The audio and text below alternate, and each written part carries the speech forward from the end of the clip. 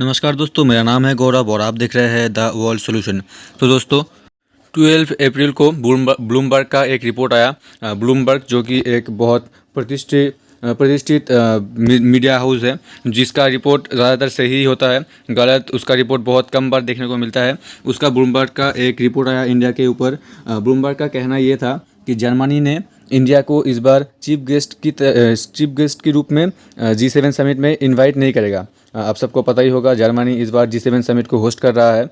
ऐसे में जो कंट्री G7 समिट को होस्ट करता है वही ठीक करता है कि कौन कौन से देश as a chief guest G7 summit में उपस्थित रहेगा। G7 समिट एक ऐसी समिट है जहां पर दुनिया की 7 सबसे बड़ी अर्थव्यवस्थाएं एक साथ मिलकर के बैठ कर के किसी भी विषय के ऊपर चर्चा करती है। अभी हालांकि ये G7 समिट बहुत पहले बना था, तो अभी इस वक्त G7 समिट में जो देश है उस देश में दुनिया की 7 बड़ी अर्थव्यवस्थाएं नहीं आती है, लेकिन वो सब डेमोक्रेसी है, सब वेस्टर्न एलाइज कंट्री है। पिछले कुछ सालों से अगर देखा जाए तो इंडिया को लगातार G7 समिट में बुलाया जा रहा था। पिछले 3-4 सालों से इंडिया को हर बार as a chief guest G7 summit में इंक्लूड किया जाता था। अभी इस बार यूक्रेन और रशिया की वॉर की वजह से इंडिया थोड़ा रशिया की तरफ झुक गया है। इसलिए जर्मनी ये नहीं चाहता है कि इंडिया G7 समिट में उपस्थित हो। जब मैंने ये रिपोर्ट देखा 12 अप्रैल को, तब मुझे भी ऐसा ही लगा शायद ये हो सकता है, क्योंकि इंडिया वेस्टर्न कंट्रीज़ की तरह डायरेक्ट नहीं बोल रहा है कि रशिया इन्वेड कर रहा है यूक्रेन पर।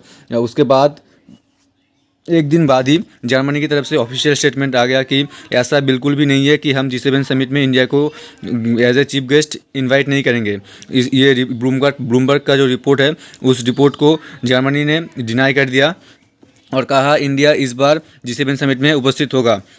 अभी आप इन सब बातों से समझ सकते हैं कि इंडिया का इम्पोर्टेंस दुनिया भर में क्या है। इंडिया अभी एक बहुत बड़ी अर्थव्यवस्था है जो कि और ग्रो करने वाली है आने वाले कुछ सालों में।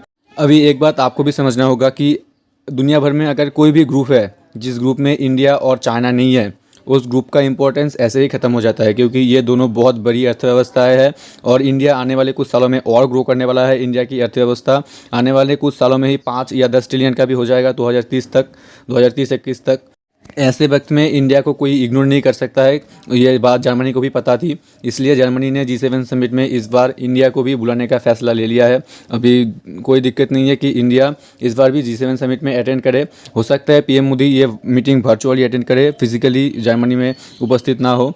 और अगर ब्लूमबर्ग का ये रिपोर्ट सही हो जाता था तब इंडिया के लिए एक फ़ैसला लेना और भी आसान हो जाता था।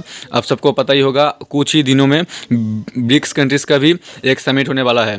उस कंट्रीज़ में उस समिट में इंडिया की तरफ से पीएम मोदी जाए या ना जाए, इस बात के ऊपर हमारी कुछ सही डिसीजन बन नहीं रही थी।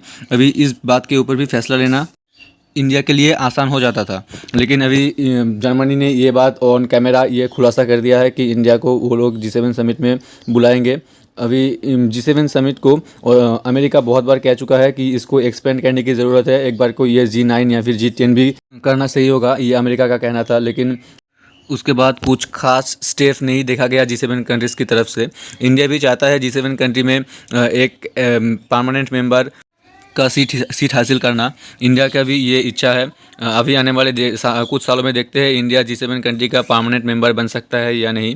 तो दोस्तों यही था आज की इस वीडियो में। उम्मीद करता हूँ आपको जानकारी पसंद आई होगी, और अगर जानकारी पसंद आई है तो वीडियो को लाइक कीजिए, चैनल को सब्सक्राइब कीजिए। मिलते हैं किसी और वीडियो में, तब तक के लिए जय हिंद, जय भारत।